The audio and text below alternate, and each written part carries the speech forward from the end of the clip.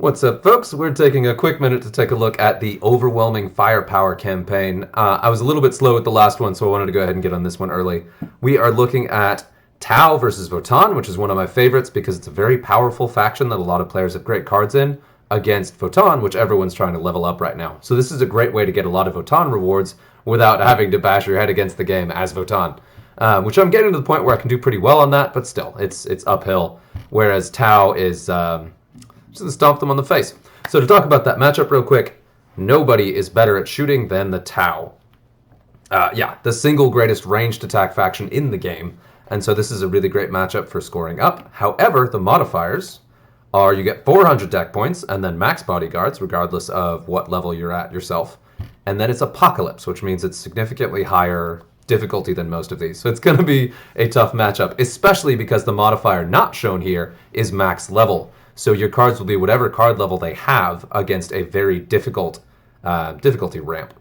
It is also a clan event, so you get some assistance from your clan, which is nice. And then also it's the usual 12 charges. So I'm going to go ahead and jump in. Right off the bat, I talked about how Tau are the best shooting army in the game. The Votann only have 2 warlords, unless we're about to see a new one introduced, and that would be either Etok, War Speaky, where the first card deployed every single turn will shut off the traits and abilities of the card across, which is, it's fine. But since the main thing about Tau shooting is just raw stats, it's not a big problem.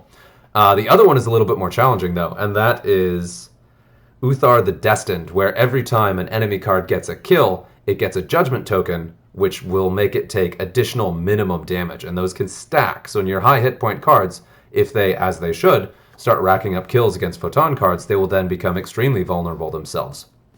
So I've opted to go with Darkstrider, because he's basically neutral against the Etok ability that shuts down your traits, and then he's got an advantage against Uthar because he will get additional bonus attacks even as your cards are dying, and definitely builds around redeploying your cards.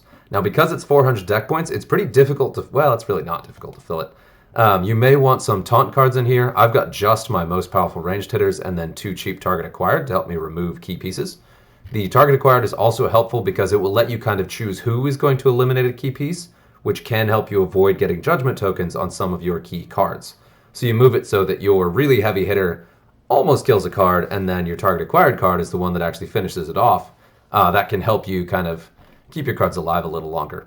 Obviously, I've got some extra deck points here. Let me see what I have at 14 to see if I can drop something else in here. Just shy of that 15 for this guy. I'd prefer that guy over the 3-point, but that'll do for now. Another thing to notice is if you want the copies of the free card, and it's a very powerful card, it is this guy right here. And it's common, so you get a lot of free copies of it for the reward, so it's definitely worth getting. You have to have the Tau or Monster keyword. So you'll note that these two, critically, do not give you bonus cards. I knew that for Farsight because he's part of a rebel enclave that sort of left the Tau Empire to found the Farsight enclaves. I was a little surprised about Shazot, though, that he doesn't have the Tau keyword, which he does not. That may just be because he had too many other keywords and it didn't fit. I don't know. I don't know. I know very little about that character's backstory, so that was a surprise. But so that kind of helped make my decision.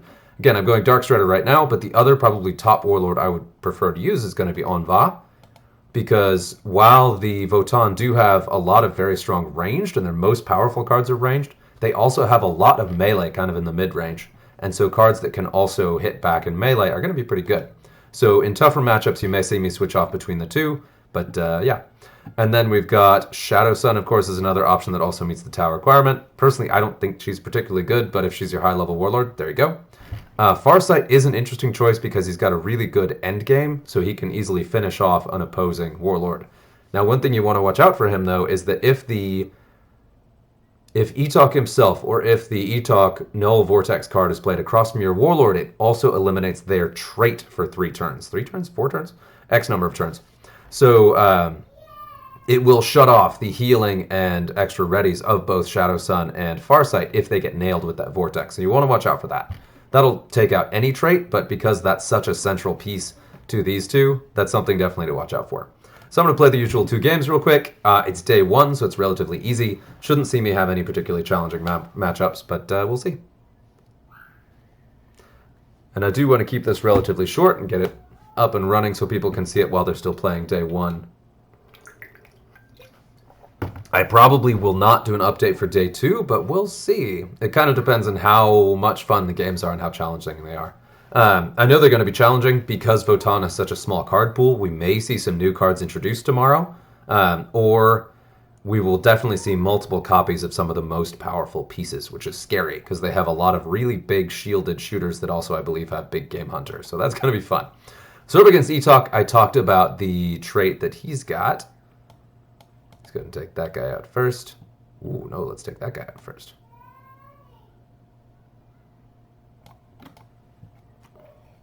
So that as my cards get kills, and here's a bummer that my target acquired doesn't have an attack, so it will definitely be one of my big cards that takes him out. And now I have a judgment token on both of my big cards, which is bad. So he will take a minimum of 50 damage. And he will take a minimum of 47 damage. So even if this guy hits me in ranged for 10, I will take 4 times that because of my judgment token. And as I rack up kills, that's just going to get worse.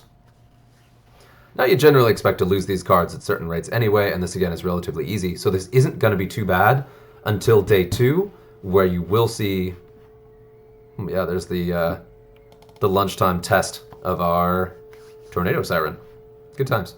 Ooh, and as they roll out Barrage, and I get extra judgment tokens, you're going to see that damage rack up. And then in day 2 for these campaigns, for these charge-based campaigns, you do start to see a fair number of opponents. Ooh, yeah, there we go. Oh man, I literally keep forgetting that I'm playing as Darkstrider and just don't use my bonus attacks, which I really could have used that well there. And that death blow took out both of my Riptides because they were both so badly hurt. But this should be okay. I really need to...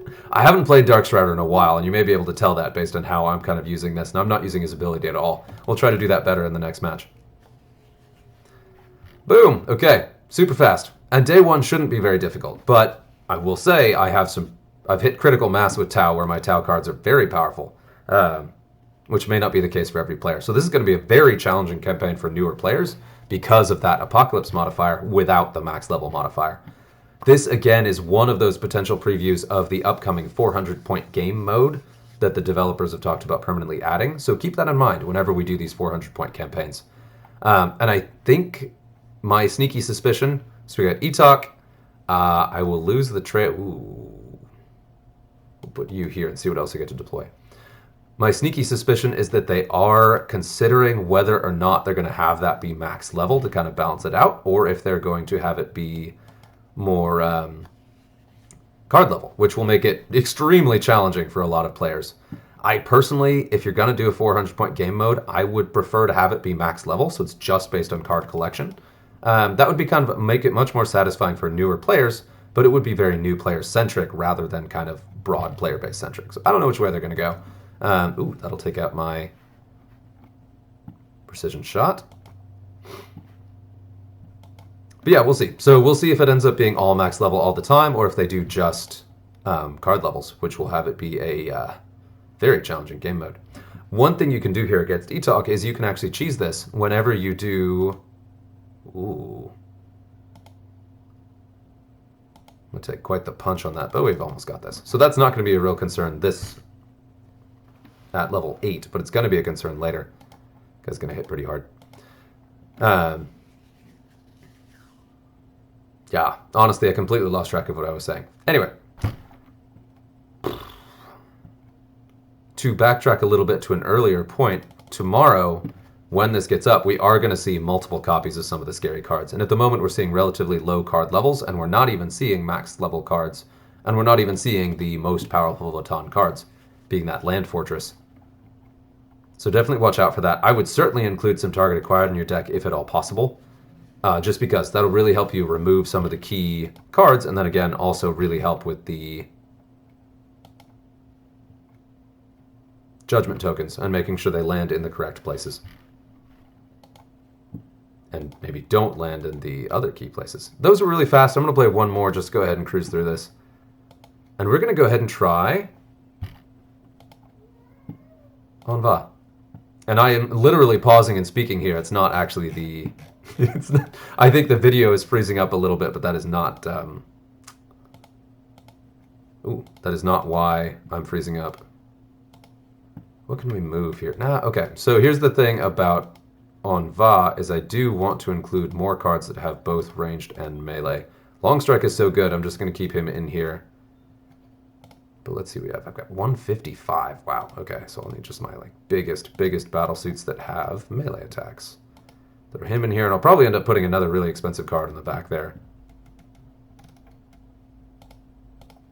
Little big Game Hunter, and then we have 53. So we'll go ahead and drop this guy out for something closer to the 18 range, which is pretty much this guy. Okay. Now already you can see I'm a little bit surprised that Tau, these don't have the Tau keyword, so it's kind of funny. I would have thought all of them do. The crew, sure, but these guys, these are definitely battle suits. Anyway, last game, just to see how Aun'Va does. Again, it's day one, so it's not going to tell us very much either way, but we'll see how it goes. Because there are a lot more melee cards mixed in here, so it's about 50-50 ranged and melee. So I do want to make sure that I am emphasizing both. And Aun'Va's ability still triggers on range. So even if you're only taking range damage, it still will make you hit harder. And may compensate in the end for the lack of the bonus attacks that you get with Darkstrider. This guy, if I haven't talked about him before, this guy just gets absurd in Aun'Va decks because he gets that Berserk and then also gets the bonus from Aun'Va himself. So he's just like, doesn't have a ton of hit points, so he does go down fairly quickly, but in the meantime, he hits like a truck. And I'm getting a little bit of extra range damage on this guy, but also those judgment tokens are going to hurt. And that's the concern, is that as you're building up your extra attack values with Aun'Va, you will also be taking additional damage because of Uthar. Oh man, so this guy, 56. The lower the hit points, the less of a bonus damage you're going to take, which is good. But it's going to add up real quick. And again, I think that Taunt is probably something you do want in here somewhere. Boom, Judgment Token right off the bat. Bloop.